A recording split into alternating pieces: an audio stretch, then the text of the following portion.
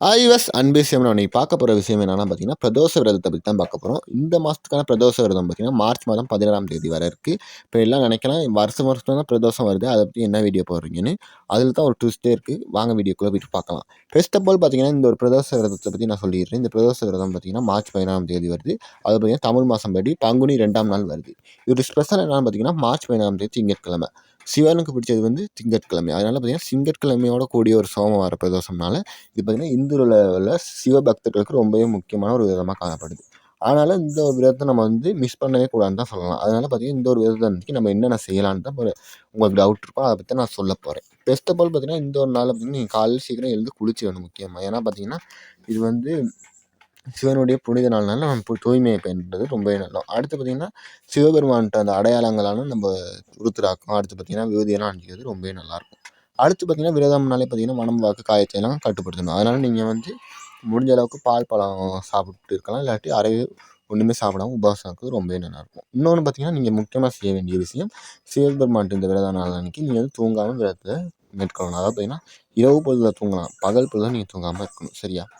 அடுத்து பார்த்திங்கன்னா முக்கியமாக மற்றவங்கள திட்டக்கூடாது, மற்றவங்கள பேசக்கூடாது, மற்றவங்கள வந்து அடிக்கக்கூடாது, மற்றவங்கள கெட்ட பார்வையில் பார்க்கக்கூடாது. முக்கியமாக நீங்கள் ஓம் நம சிவாய மந்திரத்தை வாய்க்குள்ளே சொல்லிகிட்டு இருக்கலாம். இல்லாட்டி மனசளவில் உங்களுக்கு தெரியுற மாதிரி சொல்லி இருக்கிறது ரொம்பவே நல்லாயிருக்கும். அடுத்து நாம் பார்க்க போகிறது பார்த்திங்கன்னா இந்த ஒரு பிரதோஷம் அன்றைக்கி நீங்கள் கோயிலுக்கு போகாமல் கட்டாயம் இருக்க மாட்டீங்க. அதுவும் பார்த்திங்கன்னா இந்த ஒரு பிரதோஷம் பார்த்திங்கன்னா அந்திக்கு 4:30 மணிலேருந்து தான் ஆரம்பிக்கிறனால அப்போ தான் கோயிலில் வழிபாடுகள்லாம் ஆரம்பிக்கிறனால அப்போ தான் கிளம்புவீங்க.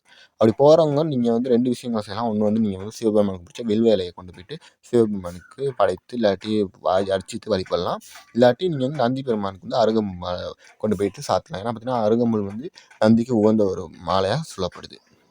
அடுத்து நீங்கள் ஒரு பேக்கெட்டில் பார்த்தீங்கன்னா இப்போ திரி கொண்டு போகலாம். அடுத்து பார்த்திங்கன்னா நெருப்பட்டி, அடுத்து பார்த்திங்கன்னா பத்தியாலாம், சூடங்கள், பூவாலாம், அதெல்லாம் கொண்டு போய் கொடுக்குறது ரொம்பவே நல்லாயிருக்கும். அடுத்து பார்த்திங்கன்னா முக்கியமான ஒரு விஷயம் நான் சொல்லணும்னு நினச்சேன். என்ன பார்த்திங்கன்னா இந்த அபிஷேகம் நடக்க போகுதுன்னு பார்த்திங்கன்னா நீங்கள் நந்திக்கும் சிவனுக்கும் இடையில நடக்கக்கூடாது. ஏன்னா பார்த்திங்கன்னா ஒரு அந்த வாகனம் வந்து ஒரு சுவாமி பதவியில் மறைக்கிறது சரியில்லை. அதனால் நீங்கள் மறைக்காமல் இருக்கிறத பார்த்துக்கணும்.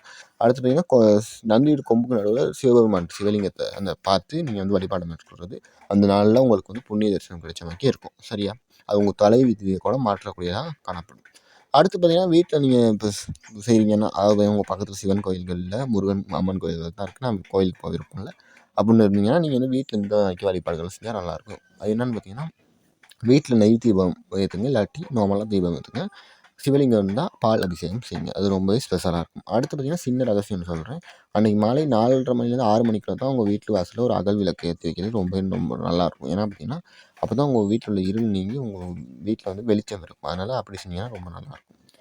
கடைசியாக நான் சொல்ல வர்றது என்னென்னா இந்த ஒரு மார்ச் 17ஆம் தேதி நீங்கள் மிஸ் பண்ணிட்டாங்க. இது ஒரு பொன்னான வாய்ப்பு.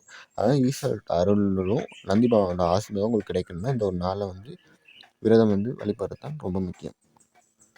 இந்த தகவலை அப்படியே நீங்கள் பார்த்துட்டு சும்மா இருக்காமல் எல்லாத்துக்கும் ஷேர் பண்ணுங்கள், லைக் பண்ணுங்கள். அடுத்து கமெண்ட்டில் வந்து தென்னாடுடைய சிவனை போட்டுன்னு டைப் பண்ணுங்கள். அடுத்த வீடியோ சந்திப்போம். நன்றி, பாய்.